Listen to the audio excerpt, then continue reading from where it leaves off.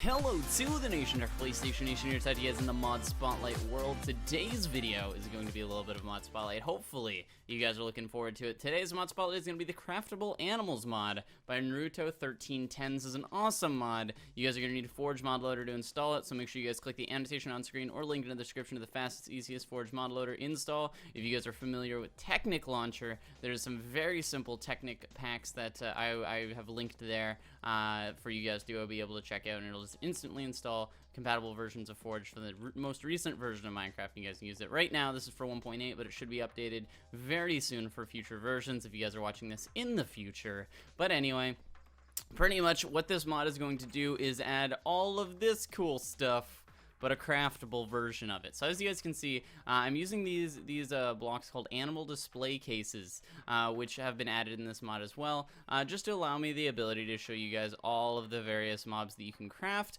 along with all of their crafting recipes. So anyway, I'm not going to show you guys every single one, because there's a lot of variances of various things like horses. There's like 50 different types of horses or something.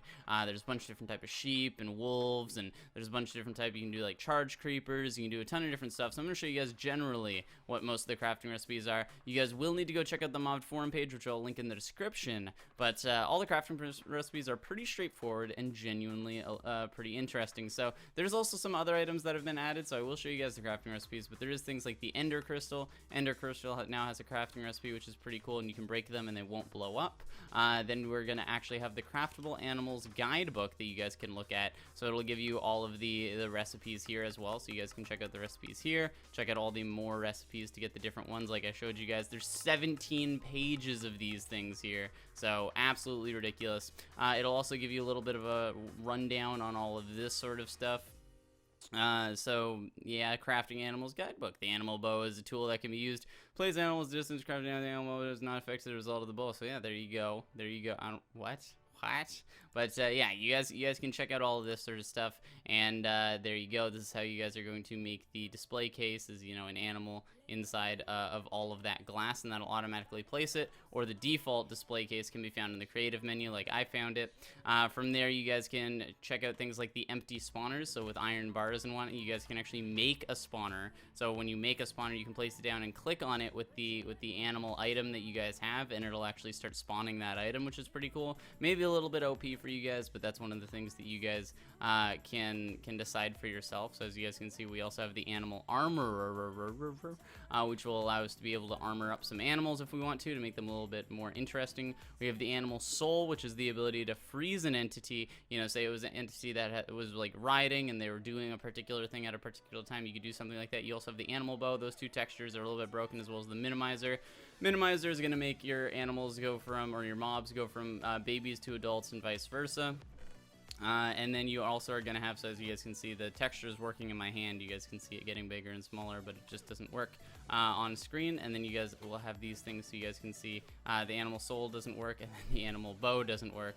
But the animal bow will be crafted just by simply placing a bow in your square or crafting table, and it'll turn it into an animal bow. So anyway, without further ado, we're going to start getting started on all of these guys and all that sort of stuff, and I'll show you a ton of the other stuff. So anyway, so to start off, we have something like the giant. The giant zombie is going to be a bunch of zombies. The zombies are going to be rotten flesh surrounding a feather, and you're going to be able to get 4 of them. Kind of a cheap recipe, but again, the zombies aren't necessarily the best thing. Witches are going to be a little bit more valuable, I guess. You're going to need a bunch more stuff to make them. Things like glass bottles, water bottles, redstone, glowstone, sugar, gunpowder, stick, spider eye, and you'll be able to get 2 of them. Not bad, not bad. Also, these display cases, guys, actually have settings where you can change the scaling. You can actually change all of this sort of stuff, so set it back to default and whatnot, change the rotation, the offset, all that cool stuff. So definitely something interesting.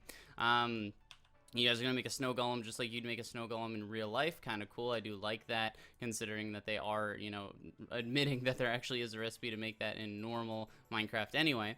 Then we're going to have the bow surrounded by arrows and bones, which is going to give you guys a skeleton. Moving on to other hostile mobs here, we're going to have silverfish. Silverfish can be kind of interesting. You can probably set a lot of traps with them and stuff like that. You'll have a raw fish next to an iron ingot, so I guess silver is an iron and fish is in a fish. We have the spider, which is going to be a bunch of spider eyes surrounded by string. Pretty good recipe. That's quite, you know, I guess kind of fair. And then we're going to have, you know, these guys, Spider Jockey, kind of self-explanatory. The one cool thing is that it does have these guys. It does have the 1.8 mobs, the Guardians, so you will need the Prismarine Crystals and Prismarine Shards in order to have these with a raw fish, I guess. And then, as you guys can see, the Elder Guardian is going to be a little bit more. You guys are going to need the Wet Sponge that you will get from a Elder Guardian, but definitely something cool and definitely something interesting. So, you know, continuing on, I'm not going to go over all of these guys, but the recipes are pretty good. So, anyway, some of the more difficult ones, the ones you might actually want to do, so things like a Wither Skeleton in order to get a bunch of Wither Skulls, it might actually be a good idea to make a bunch of these guys and then spawn them in, get some Wither Skulls, and be able to make a Wither, because if you guys wanted to make a spawnable Wither, you guys are going to need 3 Wither Skulls with the 4 Soul Sands, so you guys could do something like that. In addition, you guys can make an Ender Dragon. The Ender Dragon is going to require the Dragon Egg, which is going to be pretty, you know, difficult to get your hands on, but you guys can see the Eye of Ender and a block of diamonds, so it's pretty difficult, but, you know, I guess it is kind of worth it considering it's a frackin' dragon. And anyway, we could also make this bigger. Here we go. Boom. So that's the normal size of a frickin' dragon, man. Anyway, we're gonna hold on to that and put that there. But anyway, yeah, we saw the Wither. You have things like Endermen, so you guys can just get straight up Ender Pearls and be able to get, you know, a bunch of these guys. Creepers might be kind of interesting just because they'll allow you the ability. For 4 of these guys, it is technically cheaper than TNT, so you guys can get a bunch of these and start blowing up areas with them. So that's kind of cool. You guys can make Endermites. I don't actually know what these guys are useful for at all, so up to you guys. Wolves, you guys can actually make tamed wolves. So this is an angry wolf. It has gunpowder on the side, but you guys can actually make normal wolves, and then you can also make tamed wolves, which is a wolf thing surrounded by bones. So a normal wolf is going to be sheep surrounded by wool, but definitely something cool. I do like the idea of just making tamed wolves, and then you guys can place them down. That would definitely be something interesting. Continuing on, you know, sheep, not exactly the most difficult thing. You guys can see with the mutton has been added into these recipes and whatnot. Cool ones are things like skeleton horses, things that you won't normally be able to get a bone with leather. Pretty cool, pretty cheap recipe. Definitely is going to make horses a little bit more accessible, especially with the souls sort of item, where you guys can then, you know, get your horse to be in item form and be able to carry him around all the time.